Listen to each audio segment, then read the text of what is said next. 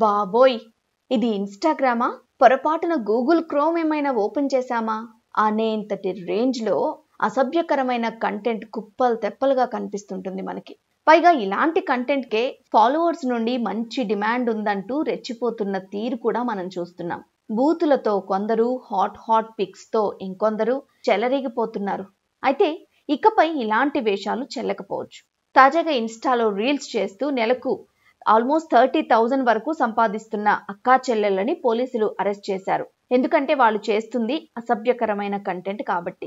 Dialogues చాలా వల్గర్‌గా, అతి జుగుప్సాకరమైన చేష్టలతో కంటెంట్ పోస్ట్ చేస్తూ వచ్చారు వాళ్ళు. రాను రాను వాళ్ళు చేసే కంటెంట్ మరీ శృతి మించిపోవడం, అది తమ దృష్టికి వెళ్లడంతోటి సుమోటోగా కేసు నమోదు చేసి ఉత్తరప్రదేశ్ పోలీసులు ఈ చర్యలకి దిగారు. అసోంలో ఒక ఘనుడు తన మాజీ ప్రేయస్పై ఉన్న కోపంతోటి ఆమె ముఖంతో ఏఐ జనరేట్ చేసి అశ్లీల ఇమేజ్ ని సృష్టించాడు.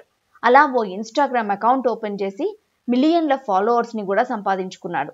ఓ ప్రముఖ అడల్ట్ స్టార్ ఈ అకౌంట్ కి రిప్లై ఇవ్వడంతోటి రాత్రికి రాత్రే ఈ అకౌంట్ తీవ్ర చర్చనీయాంశమైంది. చివరికి బాధితురాలు సైబర్ పోలీసులను ఆశ్రయించింది. ఆ తర్వాత ఈ సైకోను పోలీసులు కటకటాల వెనక్కి తీసుకెళ్లారు. ఈ అకౌంట్ తోటి ఆ సైకో దగ్గరగా 10 లక్షల వరకు సంపాదించాడట. ఒకప్పుడు కంటెంట్ విషయంలో సోషల్ మీడియా ప్లాట్ఫామ్స్ చాలా స్ట్రిక్ట్ గా ఉండేవి, స్ట్రిక్ట్ రూల్స్ ని పాటించేవి. అయితే రాను రాను ఆ పరిస్థితి దిగజారిపోతోంది. అమ్మాయిల hot pics, semi nude contents, బూతులతో ఉన్న డైలాగులకు ఇప్పుడు ఇన్‌స్టాగ్రామ్ సహా ఇతర యాప్స్ కూడా అడ్డాగా మారిపోతున్నాయి. అదే అదునుగా ఆదాయం కోసం అడ్డు అదుపు లేకుండా కంటెంట్ క్రియేటర్లు కూడా చెలరేగిపోతున్నారు. ఆఖరికి మీమర్లు కూడా తమ కంటెంట్ ప్రమోషన్ కోసం ఇలాంటి కంటెంట్లనే ఆశ్రయిస్తున్నారు.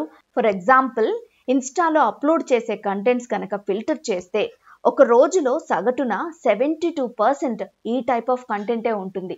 ఆశ్చర్యం కలిగించే అంశం కదా. ఆర్టిఫిషియల్ ఇంటెలిజెన్స్ మంచికి ఎంతగా యూజ్ అవుతుందో చెడుకు కూడా అంతే. నాణానికి రెండో వైపులాగా అశ్లీల అసభ్య కంటెంట్ విషయంలో ఇప్పుడు ఏఐదే ముఖ్య పాత్రలాగా మారింది.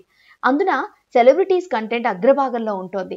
డీప్ ఫేక్ ఫోటోలు, వీడియోల్ని ఇన్‌స్టా లాంటి పాపులర్ యాప్లో విచ్చలవిడిగా అప్లోడ్ చేసేస్తున్నారు. సో ఇలాంటి కంటెంట్కి ఎలాంటి అభ్యంతరాలు వ్యక్తం కాకపోవడం కొంచెం ఆశ్చర్యం కలిగించే అంశం. అయితే ఈ మధ్య సెలబ్రిటీస్ ఇలాంటి కంటెంట్ విషయంలో సీరియస్ గానే రెస్పాండ్ అవుతున్నారు. దీంతో అరెస్టులు, కేసుల భయంతోటి ఈ కంటెంట్ ఎడిట్ చేసే వాళ్ళు ఇంకొక టర్న్ తీసుకున్నారు. సోషల్ మీడియా ఇన్ఫ్లుయెన్సర్లు కానీ, లేకపోతే రాత్రికి రాత్రే పాపులారిటీ తెచ్చుకున్న యూత్ ఉంటారు కదా, వాళ్ళని టార్గెట్ చేస్తున్నారు.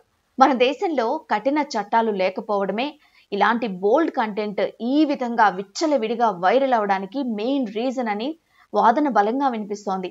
చట్టసభలకే వదిలేసి ఈ తరహా వ్యవహారంలో జోక్యం చేసుకోవడానికి కోర్టులు కూడా పెద్దగా ఇంట్రెస్ట్ చూపించట్లేదు. కాబట్టి ఎక్కువగా ప్రభుత్వాలే ఉక్కుపాదం మోపాలని సైబర్ నిపుణులు సూచిస్తున్న పరిస్థితి. ఇప్పటికే చాలా ప్రభుత్వాలు ఈ తరహా కంటెంట్స్ పై దృష్టి పెట్టాయి. తప్పుడు మార్గాల్లో సంపాదించాలని చూస్తే కఠిన చర్యలు తప్పవు అని కూడా హెచ్చరిస్తున్నారు.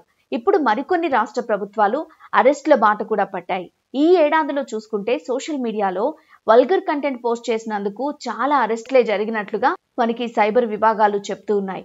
దీంతో ఇలా కఠినంగా చర్యలు తీసుకుంటే మాత్రమే ఈ రీల్స్ కి అడ్డుకట్ట పడుతుంది అని నిపుణులు ఓ అంచనా వేస్తున్నారు.